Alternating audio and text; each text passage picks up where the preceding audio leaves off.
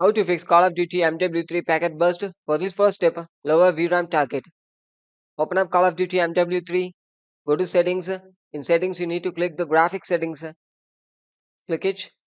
Under graphic settings, you have seen the display settings, quality settings, and view settings. Click the quality settings and click a VRAM scale target and set it as 70 to 80 percentage. Once complete after, go to next step, disable on-demand texture streaming. Scroll down and search for on-demand texture streaming. Make it minimal. Set it as minimal and click show more option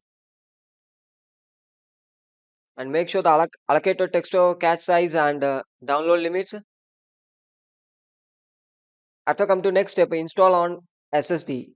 If it is in on HDD, move or reinstall to SSD. And after come to next step, close background apps. Open up task manager. Search for background running app. If you not needed means need to end the task completely. Click startup apps. And disable the apps if you are not needed. Make sure don't do the inbuilt applications. After come to next step, search for CMD. Click run as administrative and type the following text: ipconfig space slash flush DNS. Click enter. Next command netsh space winsock space reset. Click enter. The next command netsh space int space IP space reset. Click enter and at last exit it. Once complete after, click settings.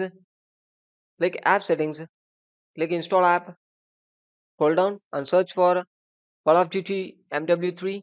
Click it and reset it. Under reset you have seen repair and reset. Click repair. If it's not working means click reset.